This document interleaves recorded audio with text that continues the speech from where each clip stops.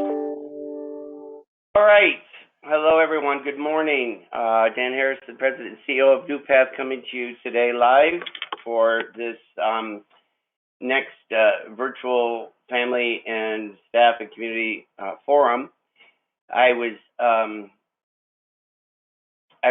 there's so many things going on right now, and I was looking at my face on this video because all I could see is my face, and I know there are many people out there listening, and I appreciate the interest and the concern that people have, but it's kind of hard talking into a screen and not knowing what's on the other side. And I was looking at my face, and I said, "Does this a face that looks concerned? Is this a face that looks like that many of us are feeling a little frenetic right now because there are so many things happening so quickly, and there's so many things unknown to us as far as how we're going to process and manage some of the very concerning health and safety needs of our community and our family. And people are worried. And if my face shows a little worry, then that's just an honest reflection of where I am. I'm a human being, and I'm worried as well because it's hard not to be when we hear the reports and the accelerated cases coming in. I think something like 1,800 now confirmed in Massachusetts. Governor now has declared that schools will be closed K through 12 through the beginning of May, which is at least an early indicator to us that this thing is going to go on at least through May. Andrew Cuomo, governor of New York State, who many of you have heard in various capacities, CNN, many press conferences, had indicated they believe the apex or the height of this pandemic in New York State was going to hit about May 2nd. So given all of that, it looks like we are in this for a while, and we are doing the best we can to use the information that we receive and respond to it accordingly. It is, we had hoped, it was my intention to have Dan Lannon and Sharon Pitts join in this call, but as we speak, just about literally 15 minutes ago, we received confirmation that we have gotten a positive test in one of our programs. In fact, I don't even believe that we've been able to notify the Board of Health and so on yet. So whether or not, I have to, limit what I can say so that the appropriate notifications can happen according to the processes that have been outlined. But I want to be honest with you guys, and I want to give you the true information of what's going on as I know it to be, and everything's not going to be perfect, and some of this is going to be a little messy. What we're going to do is I'm going to give you some sort of general updates on some things that I'm able to do right now, and then at 3 o'clock this afternoon, we are going to have another opportunity that we hope by then I'll be able to have Dan Lannon join us, and we'll be able to hopefully give you some more specifics.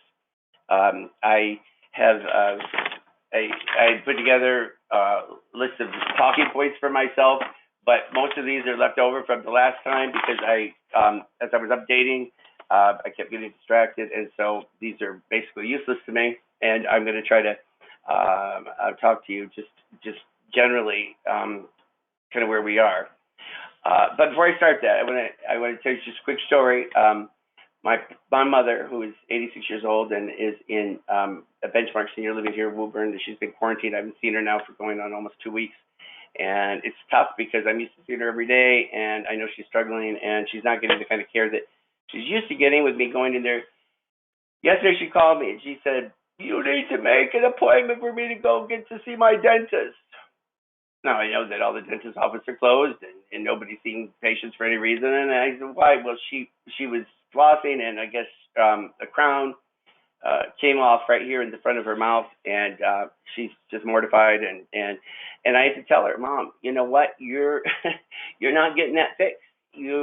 This is not something that we're going to be arranged. And even if I could find a place to have you this dental work done, I would not take somebody of your condition out into the public right now. It would just be unthinkable to expose you to in some way to this virus, which is so difficult to control if you're not so careful. And if you're got that level of medical fragility, and it really meant talking her down and saying, look, you're not going to be smiling for any portrait sears. You're not going to be, in some public forum where you're going to have the perfect smile. Right now, we are, all of us, having to sacrifice in so many ways. We're having to sacrifice in our community and social endeavors, engagements. We're having to accept less than what we want. We're having to make do with things that would, in any other time of our life or sphere of influence, be something that we wouldn't tolerate. And this is going to require just enormous patience from everybody, because this is a time unlike any other that we've ever experienced. And to our families, I want to say, I know how difficult this is, to not see your children, to have to trust that they are receiving the care that is sufficient to meet their needs, to trust the staff that are working with them to do what you cannot do in this time is beyond, it's just beyond anything that we would ever think would have to happen. And I'm sorry that this is going on. And I realize that this is a difficult time, and we are going to continue to do everything we can to manage the health and care and safety of the people living in our homes to the very best of our ability. And we're going to be doing that lots of ways, but it doesn't diminish the sadness that people may be feeling. If this stretches into May, I'm sure there's family members out there that are thinking, I can't go that long without seeing my child.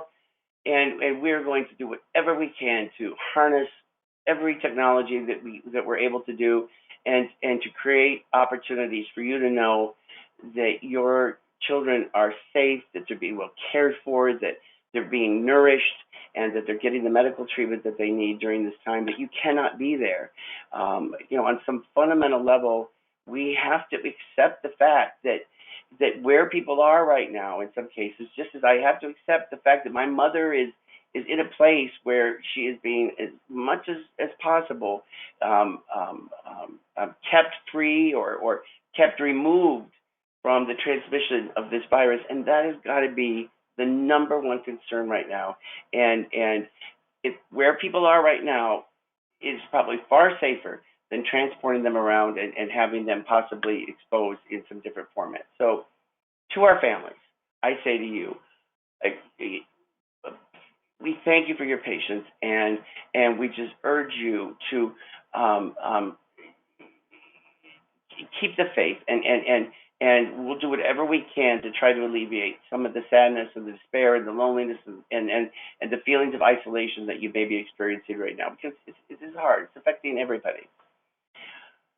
To our staff, our wonderful staff, so many of them that I've known for going on almost 20 years, and that have just been just the lifeblood of this organization. I say to you, be patient. We are working so hard to try to figure this thing out. People are worried about losing their jobs. They're worried about being laid off. They're worried about making their rent, making their mortgage payments, and on top of it all, they're dealing with the concern of children at home and loved ones that they're caring for, and aging parents maybe that they're also taking care of.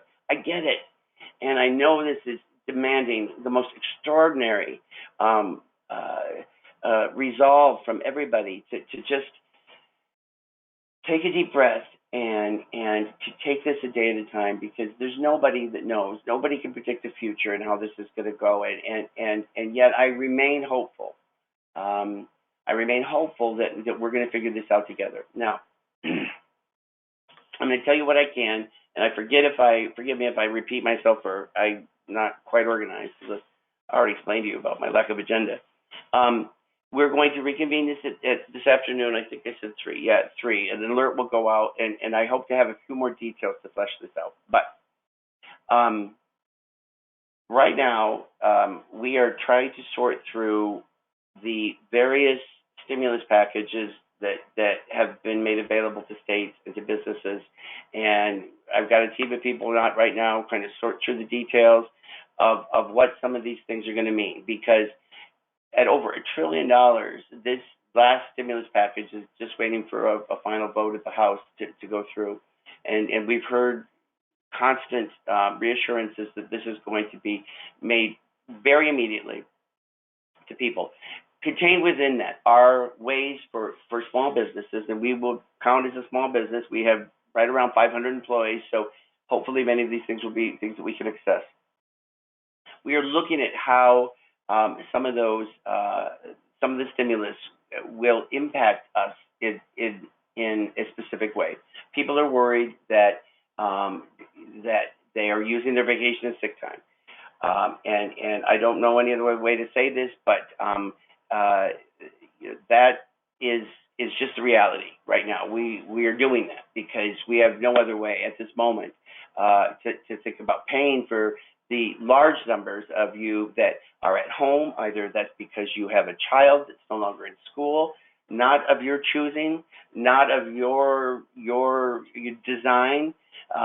We know that, and you are where you need to be because that is what's being called upon you. There's other staff that from our day programs that have been displaced that that are either not been called upon to cover in a group home or otherwise find some way to redeploy. And based upon your primary job responsibilities, there really isn't a virtual capacity for you to continue to work because your job has been to work directly with our clients.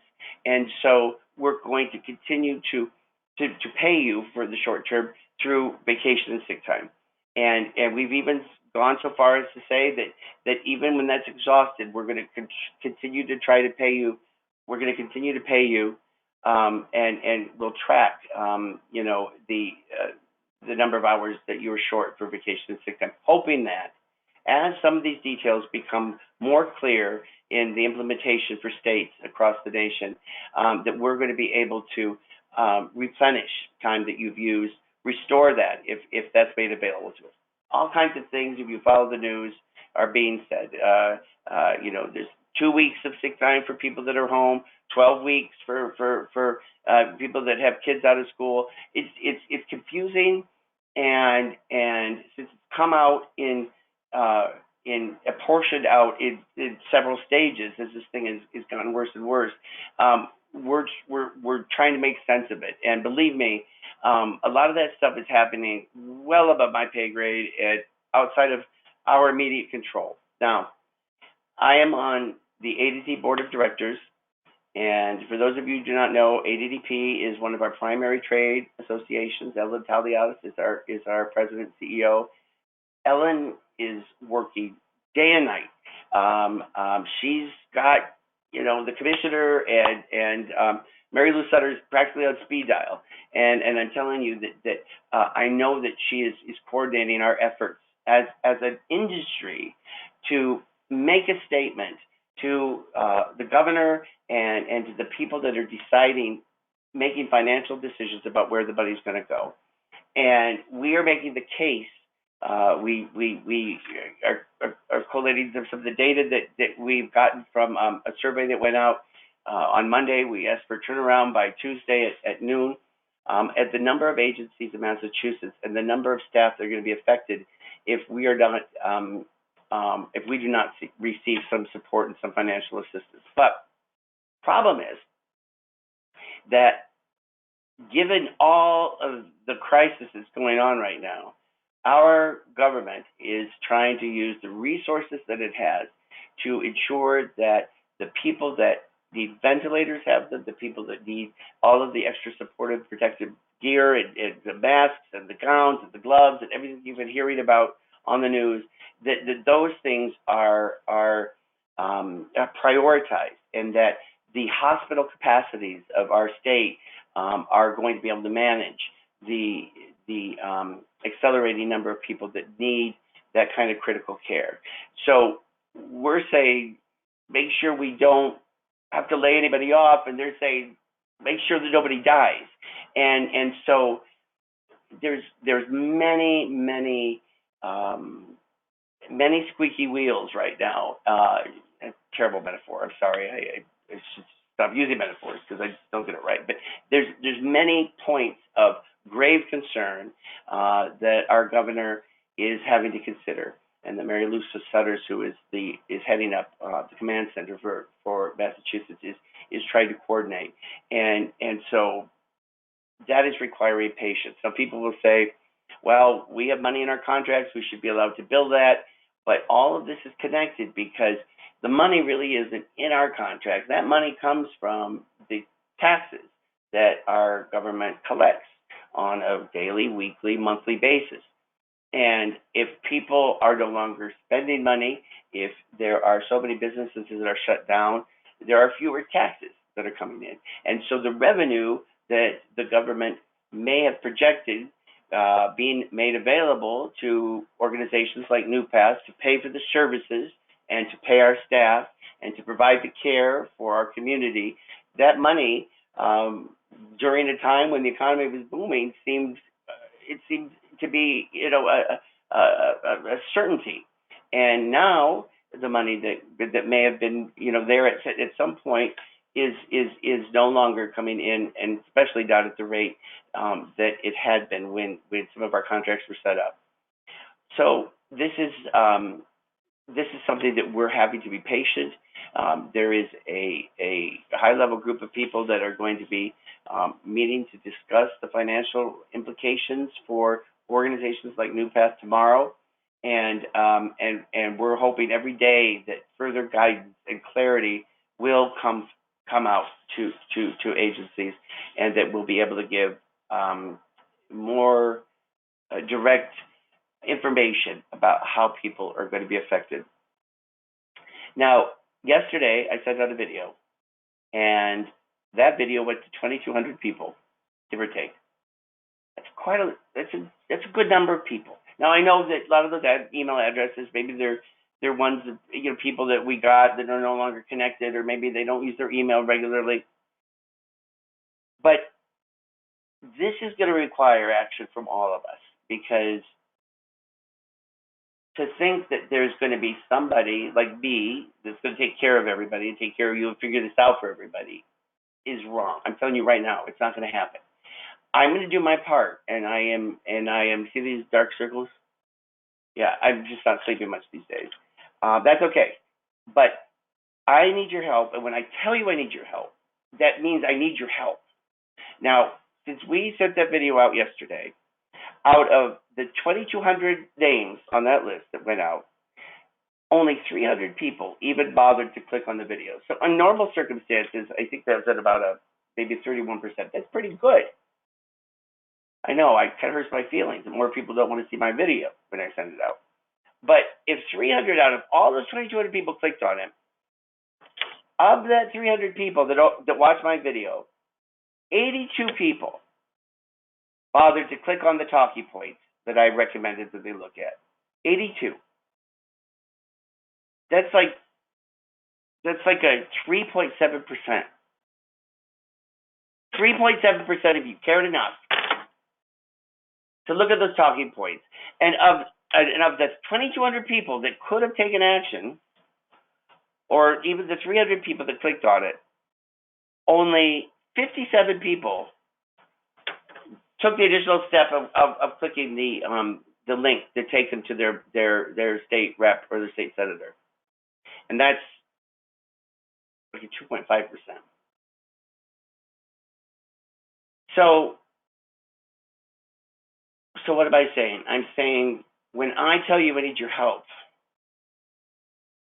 I expect more than a 2.5% response. And when I think about the urgent concerns that staff are having right now in the field, worried about whether or not they're going to have a job next week or next month, worried about how they're going to pay for things, that worry is hard to take seriously when no more than 57 of you can be bothered to take the time to push it a little further. And that's 57 of the 300 that watched my video. Not to mention all of the staff that didn't see it or didn't take the time. I don't want this to sound like I'm scolding you, because that's not going to do anybody any good. I'm just laying it on the line. And by the way, it's not just our staff, our board, our families. If there's a way that you can help, then I'm going to tell you what that is. Even if it's not a sure thing, but if we can impress upon our state representatives that as this money begins to come in to the state governments across the country, and as decisions are being made about where these precious resources are going to go, I want the human service industry to be remembered. We're not just serving meals to people or collecting tickets at a movie theater, and I'm not trying to diminish any of the other important industries that we have across the country, but we're caring for people's lives. And for our day services, even though we don't have people coming to the door and providing those traditional services, our staff, our wonderful staff across this organization that fulfill those services on a regular basis, are going to be, we're going to suffer immeasurably if we do not get the money that we need to be reimbursed for some of these absences. And during a time, even before all this happened, when we talked about a workforce crisis, not having good trained staff, we are going to be in terrible condition if all of this is dismantled, because this will be behind us eventually. No matter how bad this crisis is, life will emerge on the other end, as it always has. And even in the worst of times, the terrible, First and Second World Wars and the Great Depression, life goes on and life returns to some normal rhythm. And we want to make sure that the services that we have in place for all of you families out there that are now dealing with your children at home, people that are no longer engaged during the day, that are experiencing all kinds of untold additional anxiety and pressures that are being manifested in other ways, that there is a system, there is a program, there's a plan to get people back into the rhythm of life. So I feel like I've been scolding people. That's not my intention. My intention is to try to light a fire and to let you know, yes, I'm talking to you, that this is going to require all of us to do more than what we're accustomed to doing. And if you are a staff person that is worried, if you are concerned about what your job's going to look like in a week or 2 weeks, and families, this translates to whether or not you're going to have a place for your kid to go back to after this is over, whether that be weeks or months. It's an imperative that you assist us in this way. And so right now what I'm trying to do is to try to figure out the best way to make as much of a racket as we can to let the governor know, to let those decision makers that are well outside the range of our natural and normal influence, to let them know that we're here and that we matter and that we are able to coalesce around something that's as important as this, so that we're able to get the financial relief that we need in order to continue to maintain employment for all the people out there that are worried about losing it. So to that end, last point, and then I'm going to move on quickly to something else. We've never done this before, but I'm going to try it. We're putting together an online petition. It may be that contacting your legislator is just too much of a reach for many staff. Maybe they're uncomfortable. It just seems to be something that they can't do. But this online petition is going to speak to the points that I've outlined here and in previous communications, that our programs need to be protected, that the safety net of our staff and our talented and dedicated and trained and skilled workers that provide these services need to be protected. And if only 3.7% of our community is able to make contacts with their legislators, then maybe more of you will be able to click, I'm going to sign electronically this petition, and then pass it on to 2 people, 3 people, 4 people that you will follow up with to see if they have, and then maybe send that on to somebody else. People are doing more and more virtually and through social media, and I know many of you are probably occupying a good portion of your day, maybe in positive ways or not so positive ways. If you're listening to sensational news that's scaring you, but if we're able to pull together this electronic petition and get that out, I'm sure hoping I see better than a 3.7% response. And if we can do this, and we can get this to some other organizations, and if at the time when money is becoming more available and decisions are being made, if we could have thousands of signatures on a petition to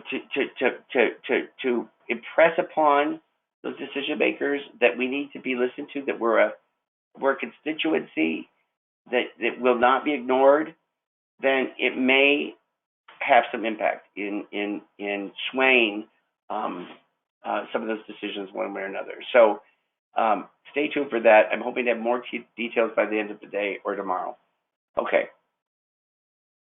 Now, since I'm not working from notes, even though I keep looking down, it's just habit. I take a drink of water and then I'm going to think.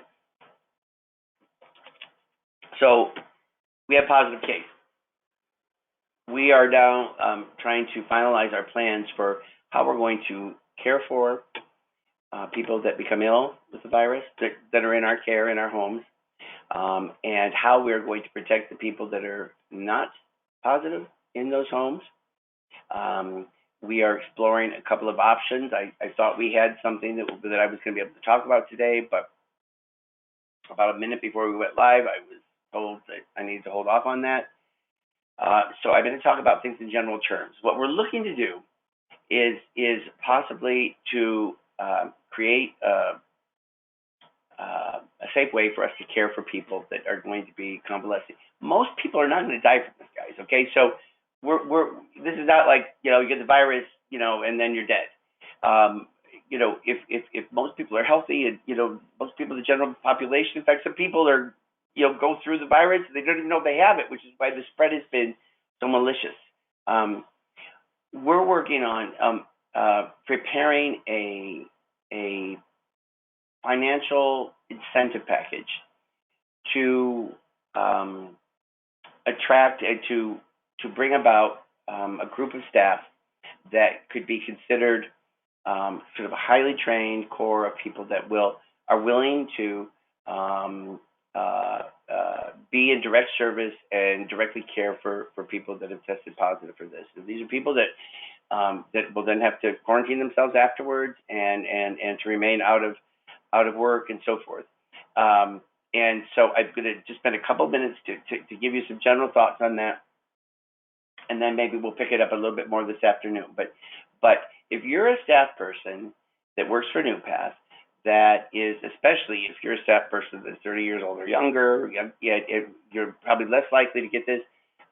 We are looking at providing an hourly differential and paying, overtime for something that's going to look like, more of a 24-hour sort of coverage sort of model, where we would have you be at a hotel that's local.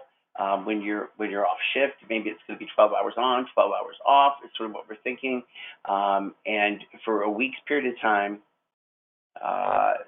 so the money that you would make would be 40 hours of your straight pay, and then time and a half for the rest of the week.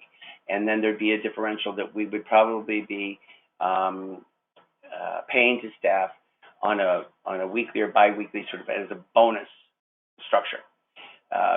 The staff that would be recruited for these positions would be people that would be given all the protective gear. And part of what we're trying to do here is also to conserve the limited supply of the masks that are necessary, gowns, gloves, all of that. You can't be a person alive on this planet and not hear about the shortage of masks, and I've got to just give a huge shout out to Dan Lannon and Sharon Pitts and a whole team of people that are working behind the scenes to go to extraordinary lengths. We've had people that have donated cases of masks, and we're really, doing whatever we can. But part of the reason that we're trying to think about kind of coordinating this more carefully is that we don't have enough protective gear for everybody to just be going into a room, taking the mask off, and throwing it away. You see pictures on TV, on the news of people, wearing garbage bags, crazy things that you've been seeing. And so a lot of this is tied into our ability to keep people safe and to provide at least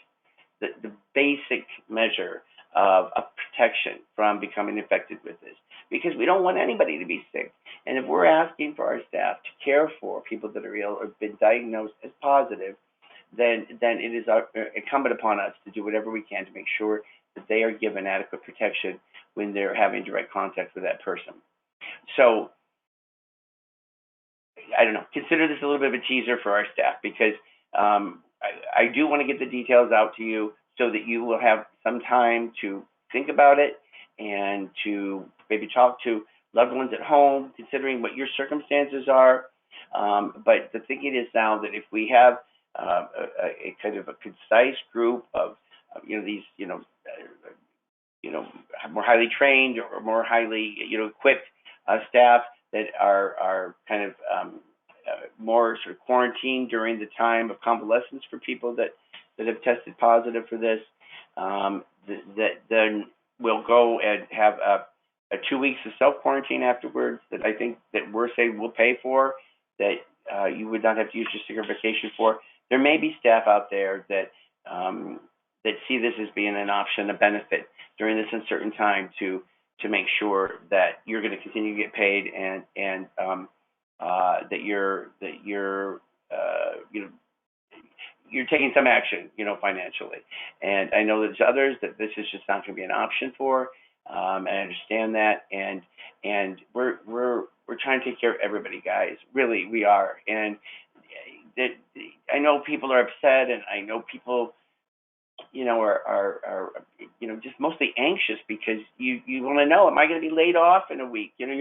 People are hearing about, whole groups of people being furloughed from,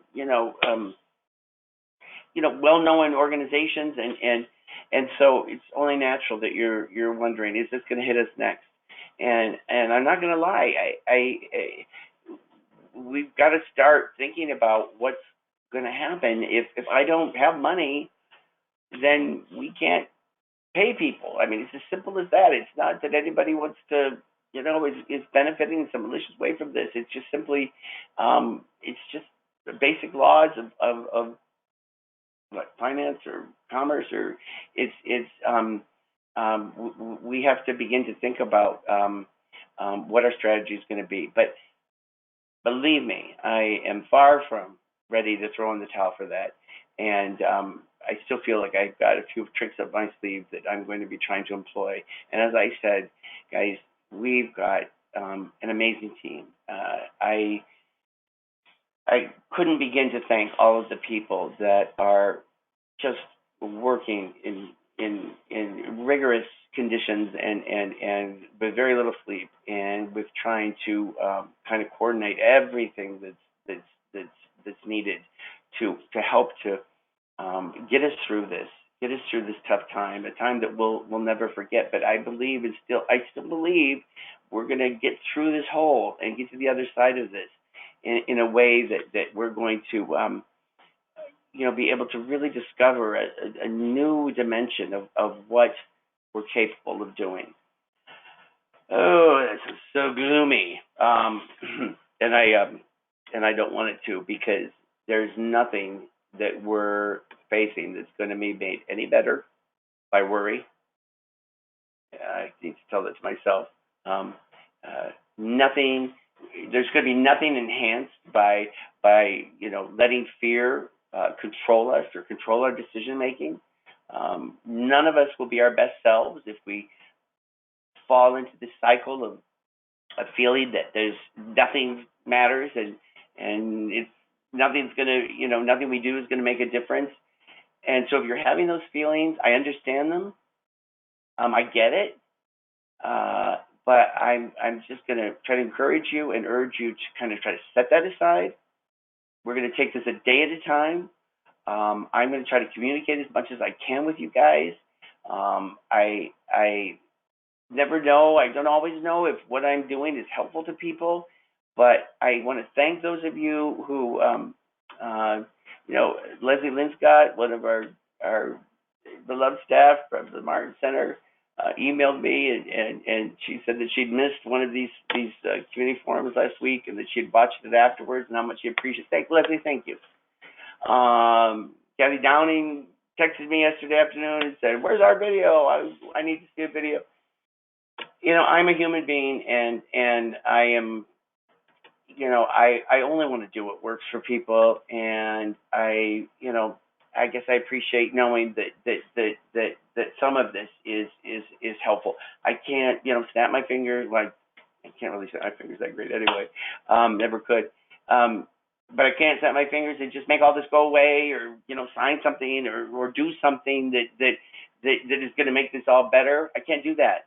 I can commit to you that I'm here, that we've got a solid team, that we are making the best decisions that we can each and every day with the information that becomes available to us. And if there's anything at all that is unexplored or that we can, sort of harness in some new way, we want to do that. And this is, I don't give up very easily, and I'm not going to give up now. So we'll talk more this afternoon, probably more for staff about some of the specifics about what we're looking to do and what our plans are, after I can kind of coordinate some of this with Sharon and Dan Lannon and some of the others that are working so hard to help us.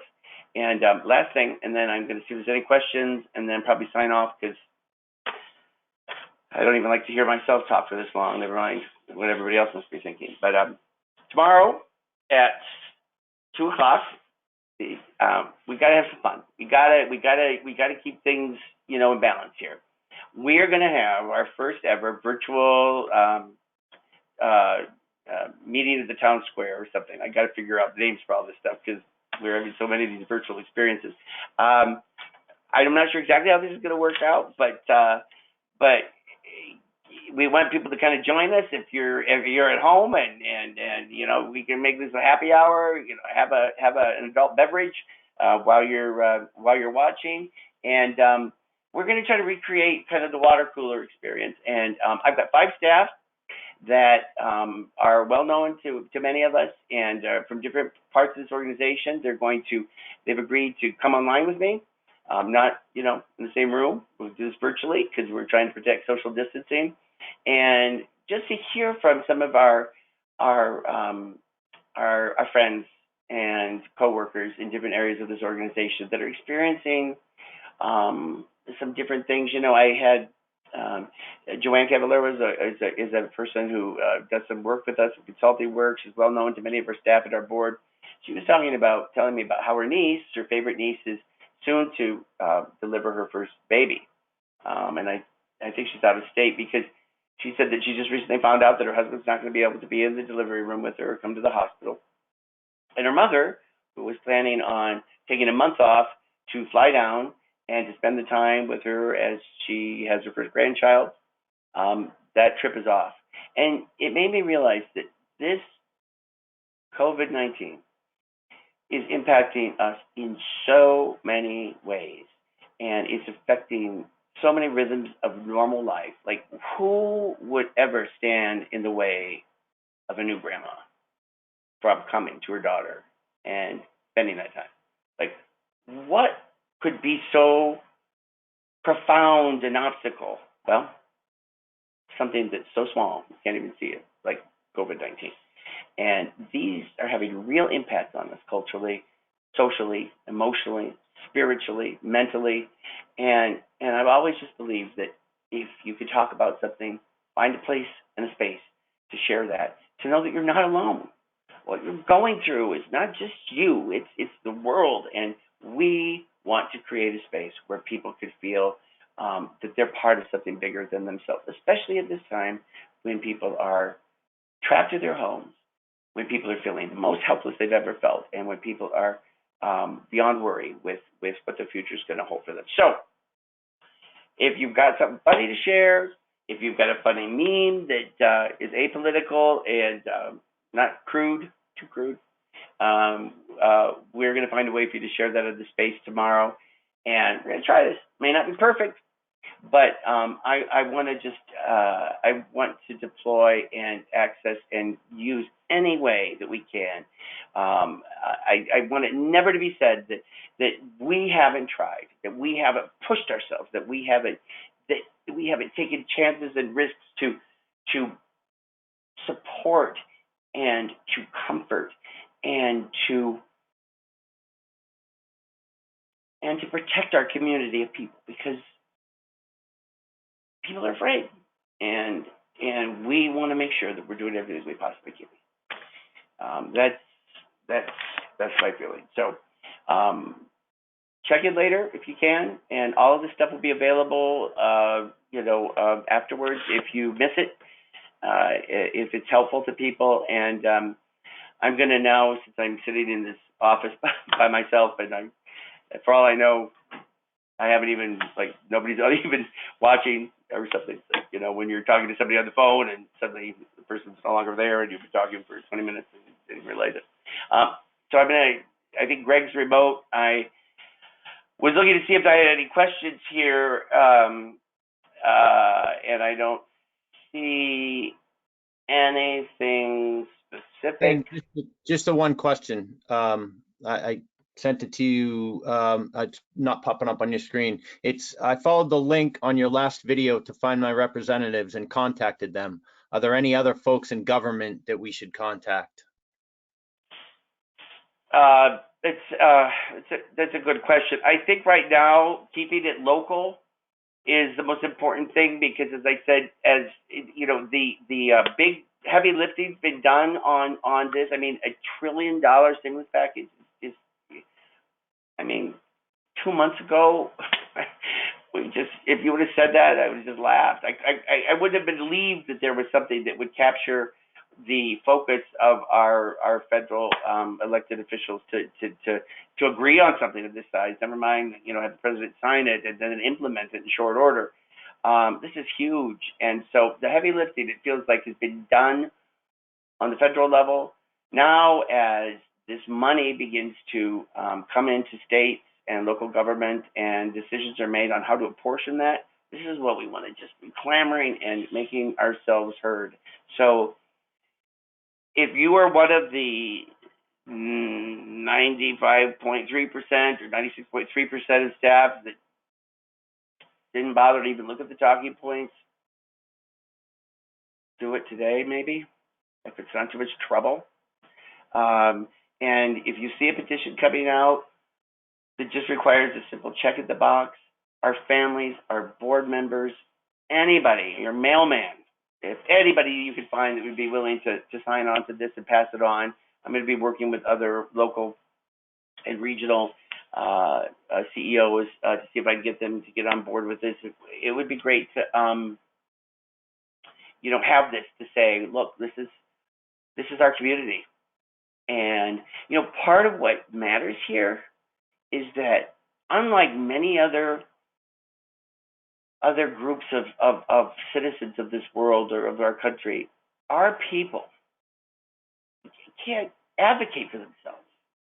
They need us to give them voice, and otherwise they're so vulnerable to, they most of them don't have the ability to, even though some of us feel like we hardly have any kind of influence over who's on Capitol Hill and who's making decisions that affect our lives and destinies, but even more so, our population is not able to do that. So this is why, if you're in this field, if you're connected to this field, then it should be your calling to feel that this is a moral imperative, that we give voice to people without one, and that's what we're asking people to do. I'm seeing something up here. I think it came in 12:15. It says, "I just wanted to thank you for keeping us connected and engaged. with each other during this. Looking forward to tomorrow at 2. Brian Ellsworth, thank you for that comment. And if you see Sharon Pitts out and about, tell her you love her, that we could not do without her. Dan Lannon, any of the people that are working closely with him on our incidental task force guys, they are working so hard. And if there is a group that's going to help us through this, it's going to be the group that we have here. Because I've got amazing confidence in them, and not just in them, but in all of you, and our families, and our board members. And I just know that we're gonna figure this out. Another one just came in. I guess I'll just keep going. What can staff expect going forward with looking for shifts to work, especially when they are used to working in a specific time of day? Well, there's nothing, specific anymore. If you're somebody if you're a staff person that is worried about maintaining employment, I guess I'd say is then you need to think very seriously about taking shifts that may become available. We're trying to create a stipend so that we can attract people to it, but I would say simply that if you're somebody that could lock in a shift when we need you, especially if it's a shift that's caring for people that have been diagnosed with another. If people are like, oh, we don't know if I know residential, or I don't. You guys, anybody that has got the caring hearts and minds that you have, figure it out. I mean, if there's the behavioral aspect to it that you're nervous about, we're going to have clinical staff and resources on shift to make sure that you're not exposed to that kind of a risk. But you may need to consider working overnights or consider working weekends. This is not going to be forever. This is to get us through this period of time when a nation is in crisis. And if you're a survivalist, if you're really thinking of, I would say take a shift. It's maybe better than the alternative, because without some significant relief at the state level, at the federal level, we're going to have to be making some decisions within the next week or two about how we're going to handle this crisis, and there will be impacts on staff, and I'm not saying this is a threat. I'm looking at this face. I'm going to continue to work on this until I'm dead, and I'm going to fight till I can fight no more. But some things are just, we can't predict at this time. So we're going to take a shift. Take a shift. That's the one sure thing you can do, and we'll hopefully maybe by this afternoon have ways that we're trying to create a virtual maybe sign up shift for it. We're going to be answering more questions later on at 3, so I think I'm going to go ahead and sign off. Dan Lannon's probably afraid I'm going to say something that I shouldn't say, which I probably already have. And if I have, I'm sorry. We'll have to walk that back. But let me just close with this. We care. We know it's tough, and hang in there. All right? Take care of yourself and your health of your families. Be patient, whether that means losing a crowd or having to forego something, because you know what, the world is in standstill right now, and we just need to manage through this right now, and we'll get through it. We will. We got this. We do, because there's no other alternatives. We got this. Okay, guys, I'm going to sign off now. Thank you for your time and attention, and more later at 3 today. And don't forget the town square tomorrow. It'll be fun. Bring an adult beverage if you're not working. Okay. Bye, guys.